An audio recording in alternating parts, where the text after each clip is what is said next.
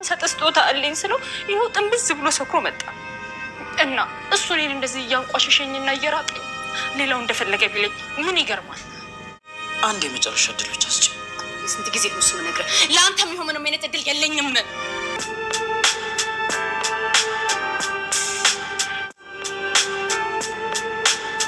እሺ ሌላ ነገር ውስጥ ሳንገባ አሁን ተነሽና ከዚህ ቤት ውጭ።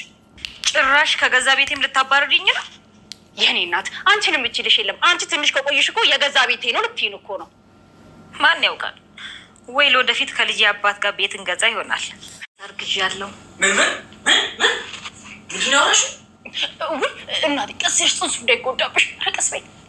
ምን ነው አንቺ እንደዚህ ቀጥሽን አጣሽ? የሴትነት ወጉ ራሱ እኮ ረሳሹ። እውነት ግን ጽጌ ምን ሆነሻል? እመነኛ አብርሽ፣ እዚህ ቤት ያደርኩ ቀን ነው ጽንሱ በሆዴ የቀረው።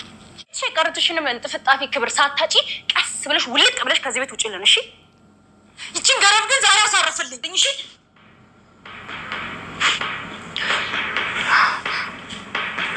ነው ግን አንቺ የግሬ እንደዚህ የምትናገሪያት ለዚህ ገረድ ብለህ ነው የመታኝ? ተንከሲስ ተመልከት፣ ለዚህ ገረድ ብሎ የልጅህን እናት በጥፊ መታት። የግሬን እኮ ገረድ ብላ ነው የሰደበቻት።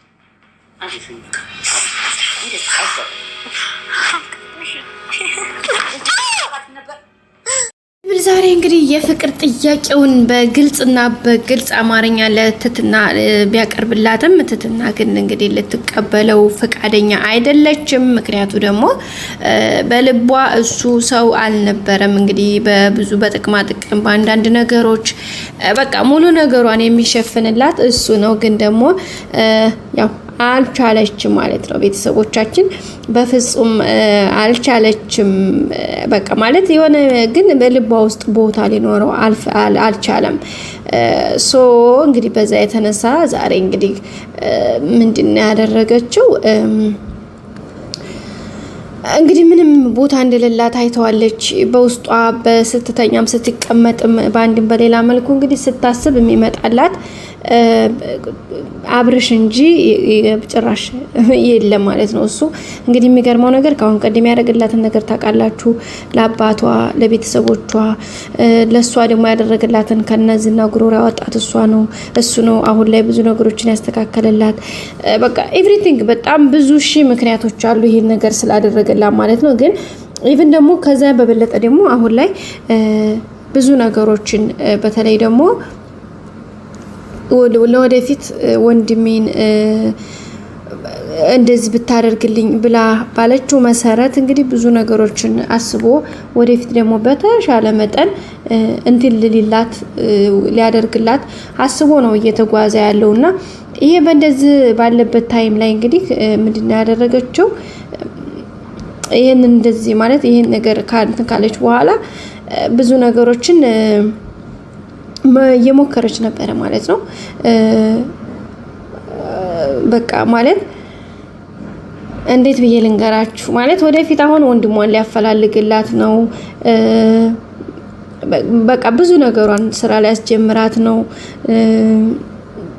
በቃ ብዙ ነገርን ማለት ነው ቤተሰብ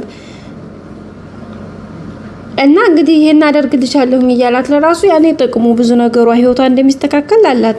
ከዛ እንደውም በቃ ካልሆነ ቤተሰቦችሽ እንደዚህ ተሸሽገሽ እስከመቼ ነው? ለምን እንደዚህ ትሆኛለሽ? በቃ ብዙ ነገር ይላታል። እንደውም በቃ ከዛ መጥቼ ነው ብለሽ ነይ ቶሎ፣ ምክንያቱም እኔ ሻንጣሽን ምናምን ላዘገጃጅልሽና በቃ የሆነ መገዛጃቸውን ነገር በቃ ተመለስኩ ብለሽ ለራሱ ቤተሰብ ጋር እንትን ልበል ምናምን ሲላት ነበር። ቆይ ይሄን ግን ያክል ለምን እንደምታደርገው ከዛ ስትለው እንግዲህ ወይ ደግሞ ያችን የፈራሻትን ያክስተሽ ልጅ አገናኝኝና የሚስተካከለው ነገር ላስተካክል፣ ቤተሰብ የሚሆነውን ላደርግ፣ ኢቭን በቃ ደግሞ ፍቅረኛሽ አድርጊኝ። በቃ እኔ በጥቅማጥቅም እንዲገዛሽ አልፈልግም፣ ግን ደግሞ በጣም ፍቅር አለኝ። ግን አንቺ ምንም ሳይኖርሽ እንድትመጪ አልፈልግም። ግን በቃ እስኪ አብረሽኝ ሁኚ። በዛ ላይ ደግሞ ፍቅረኛ እንኳን እንዲሆን ባትፈቅጂልኝ ቢያንስ እንኳን በቃ ንጹህ ጓደኛ ወንድምሽ እንዲሆን ፍቀጂልኝ ምናምን እያላት ነበርና በቃ ብዙ ነገር ግን እሷ እንዳልኳችሁ አብርሽ ላይ ስለሆነ ስሜቷ ያለው በቃ ጭራሽ ይሄን ነገር ለማሰብ ራሱ ፈቃደኛ አይደለችም። ገባችሁ ጋይስ? በፍጹም ማለት ነው። ማለት ወደ አእምሯ ራሱ እንዲመጣ አትፈልግም፣ አትፈቅድለትም። ለምን መሰላችሁ? ይሄ ነገር ከባድ ነው ብላ ያኔ ማለት ወደ አእምሯ በቃ የፍቅር አይነት እንትኑ ምንም ሊመጣላት ስላልቻለ እንዲመጣላትም በቃ እሷም ቁጭ ብላም ተቀምጣም ብዙ ነገሮችን ቲንክ ስታደርግ አእምሯ ውስጥ የሚመጣው ነገር ምንድነው? በቃ ሌላ ነገር ነው። ገብታችኋል? በቃ ሌላ ነገር ነው የሚመጣላት።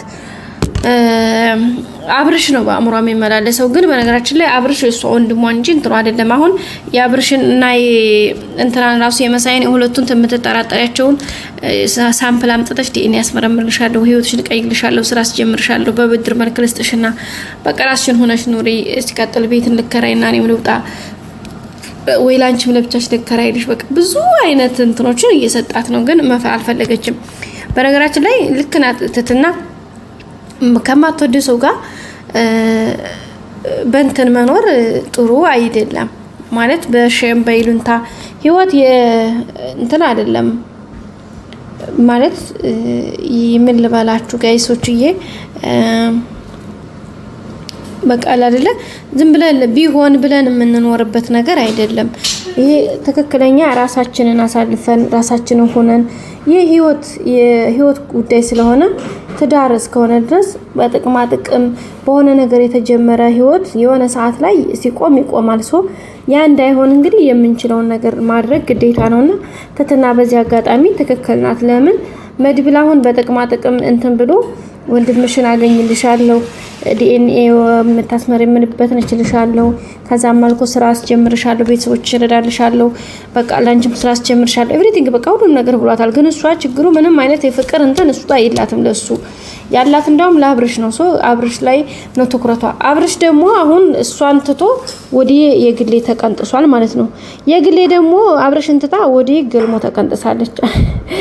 አባራሪና ተባራሪ አይገርም። ህይወት እንደዚህ ናት። እኛ የምንፈልገው ሌላ ነው።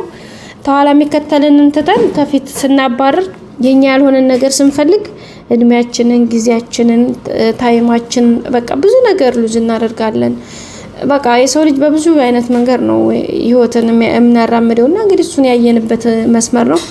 በጣም የሚገርም ነው። ሌላው እንግዲህ አብርሽም ይሄው በፊት መጀመሪያ ሲለመንቅ ሲስሙሽ ቀርቶ ሲስቡሽ ይላል ያገሬ ሰው ሲታረተና እንግዲህ አብርሽን ኢቭን በቃ አብርሽ ብለው ሌላ ሰው እንኳን እንዲጠራው አትፈቅድም ነበር። በጣም ነበር የምትወደው።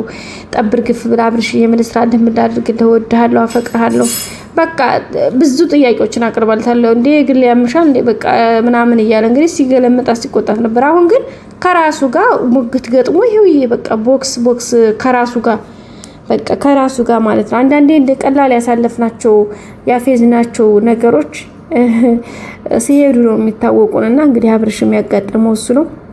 ትትናም በእርግጠኝነት አሁን በኋላ ተመልሳ ከመድብል ጋር ይሄንን ህይወት እንደምታደርገው እርግጠኛ ነኝ። ምክንያቱም አሁን ላይ የምትከተለው አብርሽ ነው፣ ግን አብርሽ ለሷ አይሆናትም። እና ውድ ቤተሰቦቻችን ዛሬ ቪዲዮ ይመስላል። በቀጣይ ክፍል እንገናኝ። ሰላም ቆዩ። ባይ። ሰብስክራይብ ላይ ካርጉ